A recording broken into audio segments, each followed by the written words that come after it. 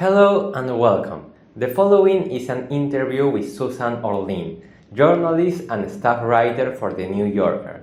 In this interview, she discusses her perspective on non-fiction journalistic texts, as well as her approach to discover and narrate revealing stories about topics that some people might mistake as ordinary.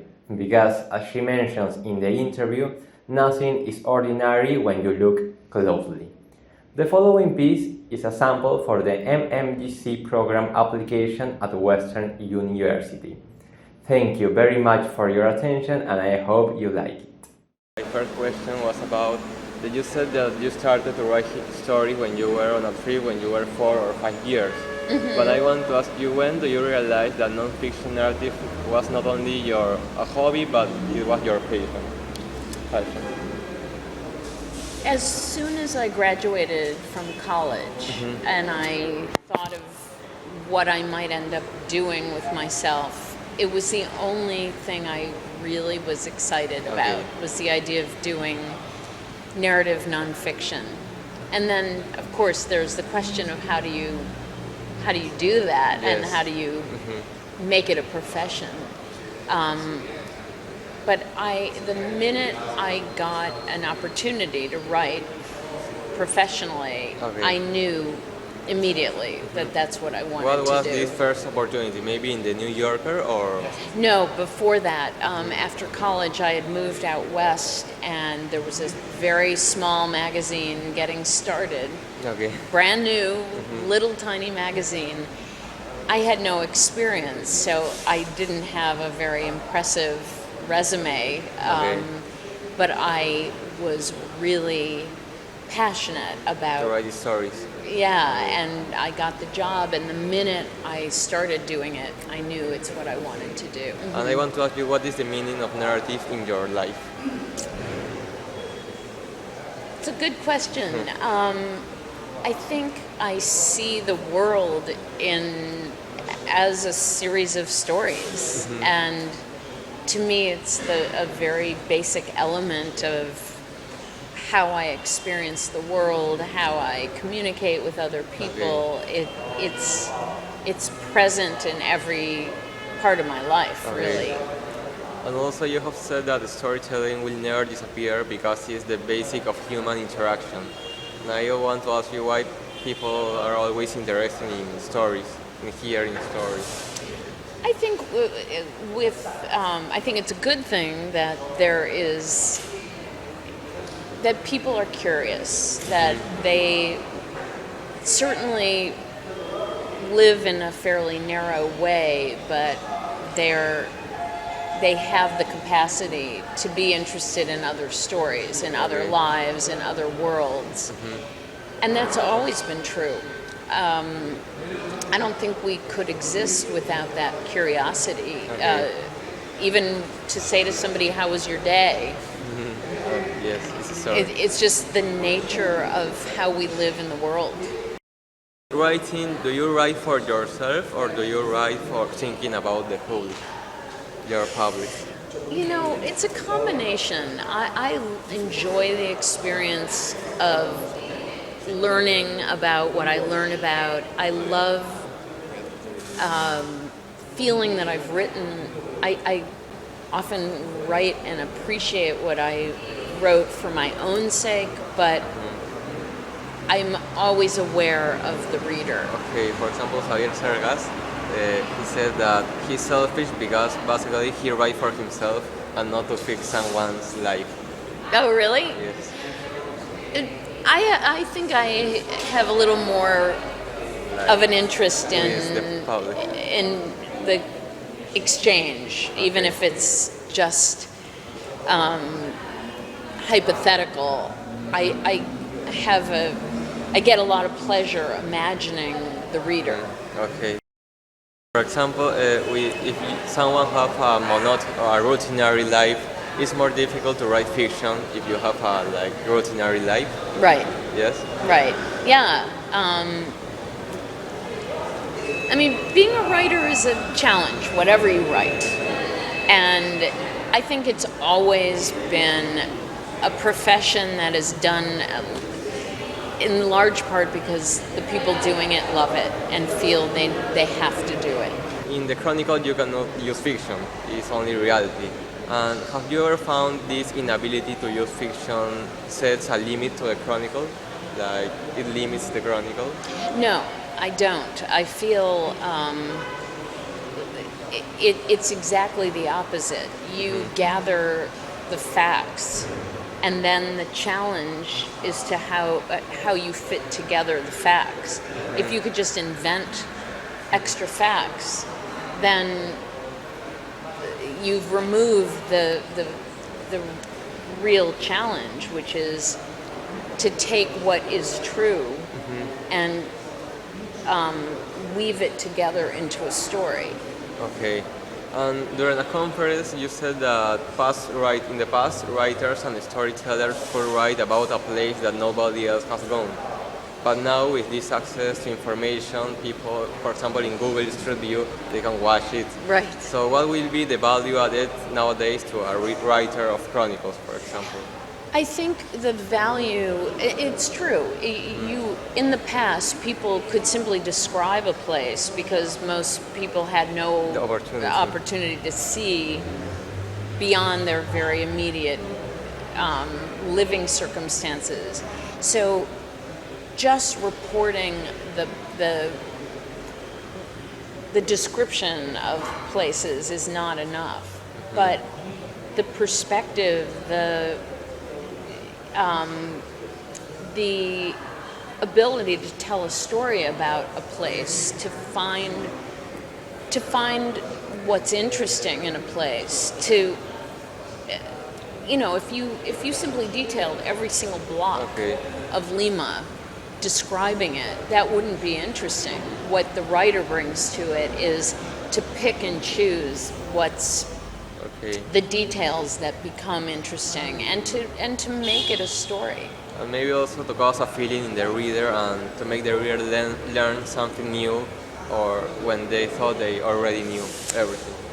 And in addition, if they didn't think they might even care, that there are lots of fascinating stories in places that people don't think they have any interest in. Also, you said that you have won self-confidence to tell an editor why a story about, for example, a guy of 10 years is important.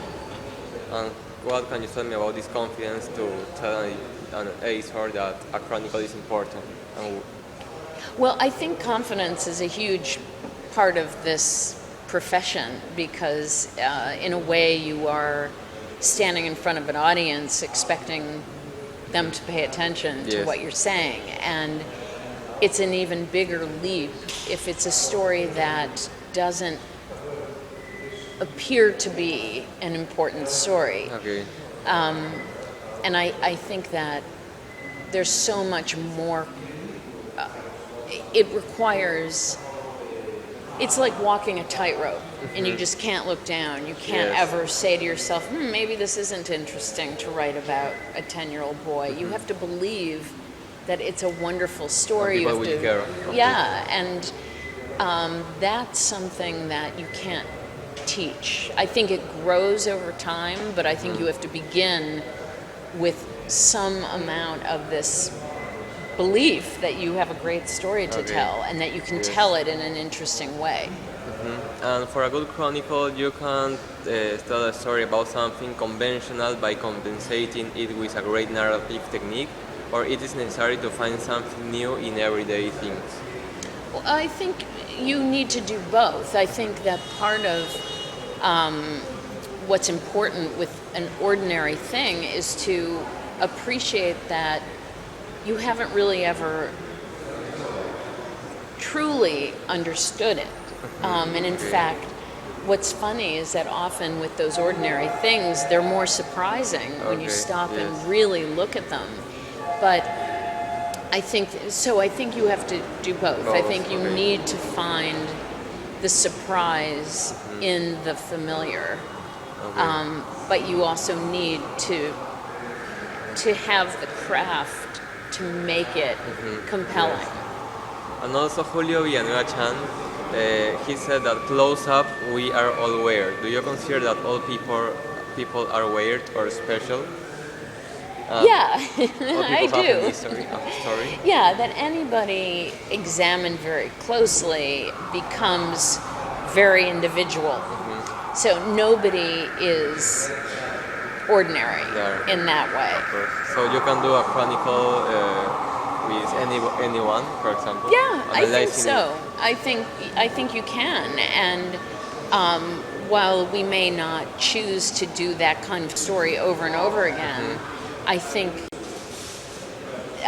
it's fascinating to look at anybody and look really closely at their life, and I have yet to find someone who really just is ordinary. For example, what is the amount of time, the minimum time to write a good chronicle? For example, some people say 3 days minimum, or chronicles take 3 months. A few of my favorite stories I did with an hour or two. Which stories? And they're short.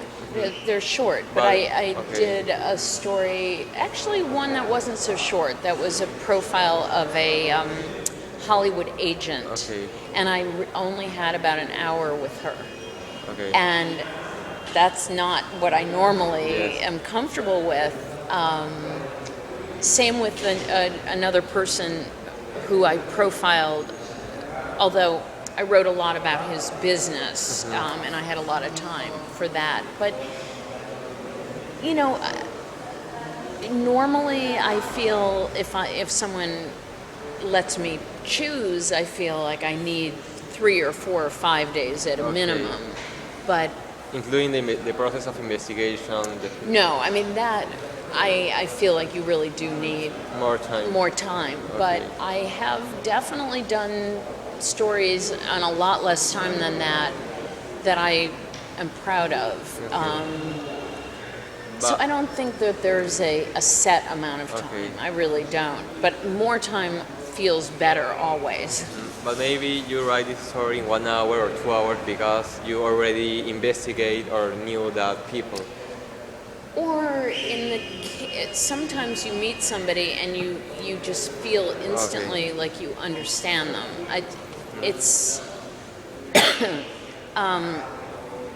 I think also there are different stories. There's one story, you can take one story and either do a 1-day version of it or a 6-week version of it. And if you are a good writer, they should both be valuable. They're just different. You have said that you are one of the worst proposal writers because when you start a chronicle, you don't know where you are going to finish. Maybe you can change the approach, the vision. Tell me about that. I really am a terrible proposal writer because I don't know what to say the book or project is going to be, because that's the whole point. I want to do it so that I'll know. And proposals usually are supposed to give almost a miniature version of what the end product will be. Well, I don't know what the end product is going to be, so I just try to explain why I'm excited and interested in the subject and hope that that'll be enough. You have said that you don't like to use the tape recorder for your interviews because you want to have a sense of what you experience. And this is the reason why you don't use tape recorder in the interviews. I feel like I listen more carefully if I'm taking notes. And even though that may sound counterintuitive, I feel like if I turn on a tape recorder, my mind wanders. I feel like I can kind of not really listen because the tape recorder is taking notes. And then I have to sit down and listen to all the notes, all the tapes. So I would rather take notes because I feel like I'm listening, I'm processing what you're saying, and then I'm writing down things as they come up that seem relevant. Okay. So it's part of the editing almost. Okay, and have you ever forgotten some facts by not recording the declaration? Or Say have that you again? ever forgotten some facts? Oh by yeah. not- I mean, yes, Okay. definitely. And if it's just a piece of factual information, I can go back and find it. Okay. Usually, what I hate more is if I realize later that somebody was saying something that was actually really interesting, and I didn't, at the Yes. time, I didn't think it was interesting.